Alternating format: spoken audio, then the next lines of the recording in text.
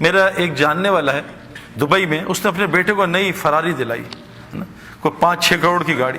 اور بابا نے کہا جاؤ وہ اسپورٹ سٹی میں جاؤ ڈرائیو کر کے آؤ پھر بتاؤ. اس نے ڈرائیونگ شروع کی، وہ گاڑی اس کی کسی درخت سے لگی، وہ فارمولا 1 کے پاس کوئی درخت تھا، وہ 2 ٹکڑے ہوئی، وہیں گاڑی کو بچے کو بھی آگ لگ گئی. بتاؤ یہ مال شر بنا یا خیر بنا؟ میرا ایک دوست دبئی میں، وہ سعودیہ میں، اپنے 3 بچے اور ایک دوست، 3 بچوں کو نئی مرسیڈیز ایس کلاس دلائی. نئی گاڑی بریک فیل ہو گئی، وہ جو دوست تھا اسے چھلانگ مار دی، تینوں بچے 1-1 گھنٹے کے بعد اسپتال میں انتقال ہو گیا. مال خیر لایا شر لایا میرے پیارے؟ آج ہمارے اسباب خیر نہیں لا رہے، ساری کائنات ہمارے خلاف چل رہی ہے، ساری کائنات ہمارے خلاف ہے. ہر گھر میں لڑائی ہو رہی ہے، آپس کی نفرتیں، مال میں برکت نہیں، زندگی میں برکت نہیں، ہسپتال ہمارے بھرے، پاگل خانے بھرے، جیل بھرے، کورٹ کچہری بھرے. کیوں؟ ہمیں سمجھ نہیں آ رہا. ہم پھر وہی لائن، اور ہم یہ دیکھ نہیں رہے کہ ہم سے آگے جو اس لائن میں گئے ان کا کیا حال ہوا ہے. میں نے آپ کو کہا نا، دنیا میں عارضی کامیابی ملتی ہے. سامنے سے لڑکی گزری، اس کو دیکھا، عارضی خوشی ملی 5-10 منٹ کی، اس کے بعد 24 گھنٹے کے لیے کھوپڑی گھوم گئی. اب دل بے چین ہو گیا، پریشان لیٹا ہوا، وہ کھوپڑی گھوم رہی. عارضی کامیابی، مچھر نے کاٹا، کھجلی میں مزہ آ رہا ہے، عارضی کامیابی، کھجا رہا ہے، لیکن یہ زخم کو برباد کر رہا ہے. دنیا میں اللہ نے عارضی کامیابی رکھی ہے.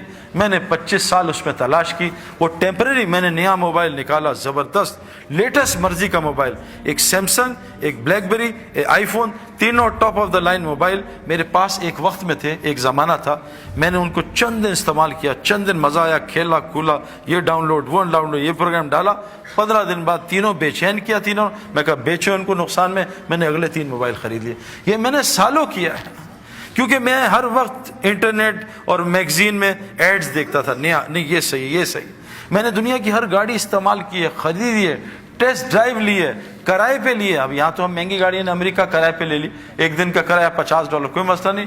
پورش لے لو، میں نے ہر گاڑی چلائی. چند گھنٹوں دنوں کے مزے، میں نے گھر بنا کے بیچے ہیں، چند دنوں کے مزے. اس کے بعد وہی گھر تنگ کرتے ہیں. میرے پیارو، سکون، چین، اطمینان، خوشیاں سب وہ دین میں ہیں.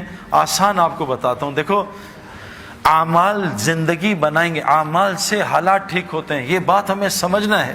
یہ جو جنید جمشید مرحوم، کیا اختتام اللہ نے اس کا کیا. یہ جنید جمشید کوئی تبلیغی بزرگ تھا کوئی بہت بڑا، یا کوئی بہت بڑا، یعنی میں آپ کو کیا بتاؤں میرے پیارو. لوگ مجھ سے آ کے کتنی شکایت کرتے ہیں جنید کی، لیکن جو جنید کی ٹی وی میں حرکتیں آتی تھی وہ بہت چھوٹے گناہ ہیں، بہت چھوٹے. لیکن جنید گناہ کبیرہ سے، جنید کے منہ سے میں نے کبھی غیبت ہی نہیں سنی میرے پیارو. اور غیبت کرنا زنا سے بڑا گناہ ہے. جو آدمی غیبت کرتا ہے، جھوٹ بولتا ہے، اللہ اس کا رزق روک دیتا ہے تقدیر کا. حدیث میں آتا ہے بعض گناہ تقدیر کے رزق روک دیتے ہیں، بعض گناہ ایسے ہوتے ہیں. میں نے جنید کے منہ سے کبھی بھی، جنید کے میں کہوں نا کہ جنید یار وہ انضمام تمہارے لیے ایسا کہہ رہا تھا، وہ کہا سعید بھائی صحیح تو کہہ رہا تھا، میں ہے بھی تو ایسا. کبھی اسے ریٹیلیشن میں جواب نہیں دیا کہ انضمام کی ایسی کی تیسی ہے. میرے پیارو 4-5 گھنٹے روزانہ اللہ کو بولتا تھا. جو مخلوق میں اللہ کو بولے گا، پھر دیکھو اللہ اس کا مخلوق میں کیسا موت پہ اس کا تعارف کراتے ہیں. اگر اللہ اس کا تعارف یہیں شروع کر دیتا، وہ تو پھٹ جاتا، پاگل ہو جاتا، پتہ نہیں کسی غلط لائن پہ چلا جاتا. اللہ نے پوری دنیا کو دکھایا، دیکھو یہ ناچنے گانے والا تھوڑے دین پہ تھا، تھوڑے دین پہ. میں اور جنید جمشید، ہمارا دین تو کمزور ہے. ہمیں کتنے سال ہوئے ابھی، کچھ بھی نہیں. کبھی ہم یہاں غلطی، کبھی وہاں غلطی. جیسے بیٹسمین ہوتا ہے نا، نیا کبھی سلپ میں آؤٹ، کبھی ادھر آؤٹ. تو ہم تو آئے دن آؤٹ ہو جاتے ہیں. ذرا سی لڑکیاں آ جائیں تو آنکھیں آؤٹ ہو جاتی ہیں، ذرا سا ماحول غلط آئے تو کان آؤٹ ہو جاتے ہیں، ذرا سا ماحول آئے کبھی زبان آؤٹ ہو جاتی ہے. ہم تو ڈیلی ہماری گلی اڑتی ہے. لیکن اس ٹوٹے پھوٹے دین پہ اللہ نے پوری دنیا میں جنید کے نام کو زندہ کیا. اور اس کی حیاتی میں لوگ کم ہدایت پہ آ رہے تھے، اللہ نے اس کی موت سے لوگوں کو زیادہ ہدایت دے دی. میرے پیارو، اعمال سے دنیا بھی بنے گی. اور جنید جمشید کی دنیا ختم نہیں ہوئی. میں جنید کو جانتا ہوں 90s سے نا. جنید کیا صرف پاکستانیہ میں جو اردو جانتے ہیں، جنید کو ویسٹ میں مشہور تھوڑی آدمی تھا.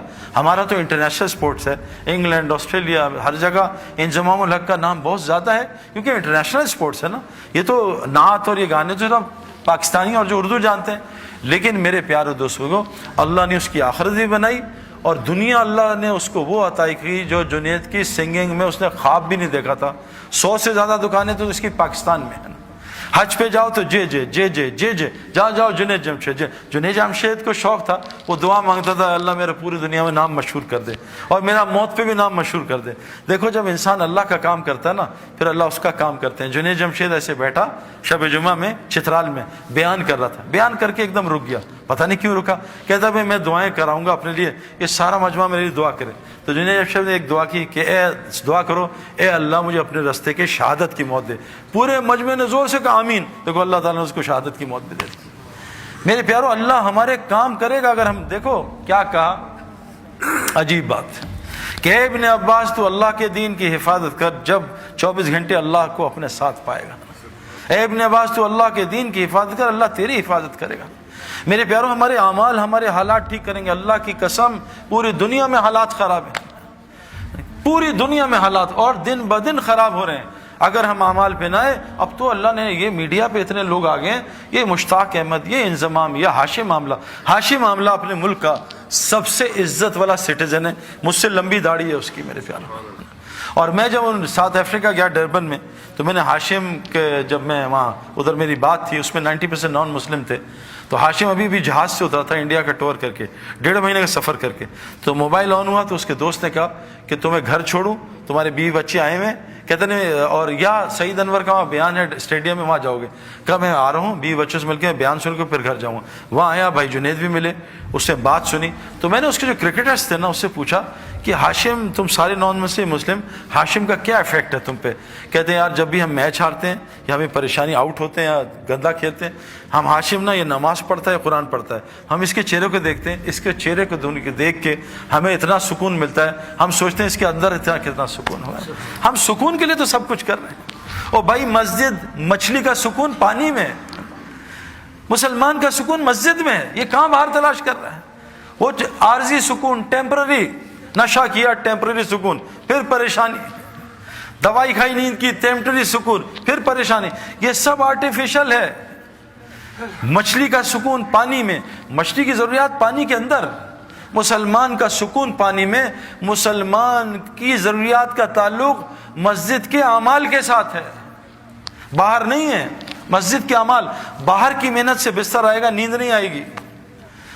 یہ اس کے ہمارے ہے اپنا رضا, اس کے چچا جو ہیں وہ میرے اور جنید مرحوم کے ساتھ بستر لے کے آئے رائے میں, 6 گدے لے کے آئے تھے. میں کہا نکالیں یہ گدے, 8-10 کھاتے. میں کہا جنید اور میں آپ کے کھاتے. تو مجھ سے کہتے ہیں یار 20 سال ہو گئے سویا نہیں ہوں, جس چیز پہ دنیا کی ہاتھ رکھتا ہوں سونا بن جاتی ہے, مجھے بتاؤ سوؤں کیسے. میں کہا آپ کو رائیوڈ میں, وہ یہ ہمارے دوسرے خطرناک مولوی عباد اللہ بیٹھے ہیں, ان کا کہیں بیان سن لیا تھا, وہ جہنم کا موت پہ. میں کہا وہ مولوی عباد نے ڈرا دیا ہے, بھائی مجھے بچاؤ, مجھے نیند نہیں آتی. میں کہا آپ ایسی جگہ پہ آئے ہو جہاں آرام سے جاگیں گے. کہا نہیں بھائی, نیند کی گولیاں کھاتا ہوں میں تب نیند آتی ہے. میں نے کہا یہاں جاگنے کے لیے گولیاں کھانی پڑتی ہیں, اتنی نیند آتی ہے. تو جنید اور میں خیر رات کو سوئے, صبح ادھر پیچھے بٹھایا, تو ایسے ہم دونوں سو رہے تھے, بیان سنا. ہمارے حاجی وہاب صاحب ہیں, ان کا بیان شروع ہوا, انہوں نے 10 منٹ بیان کیا, ہمیں ایک آواز آئی نیچے دھڑم کر کے. تو وہ حاجی صاحب یوں نیچے گرے ہوئے تھے. ہم نے کہا کیا ہوا؟ کہا پتہ نہیں مجھے چکر آ گیا. میں کہا چکر نہیں آئے, یہ ان کے بیان میں ایسا ہی ہوتا ہے. ہم نے ان کو ٹیک لگا دی. میں قسم کھا رہا ہوں 60 گھنٹے 3 دن میں سو کے چلے گئے. اللہ نے ان کی فیملی کو پلٹ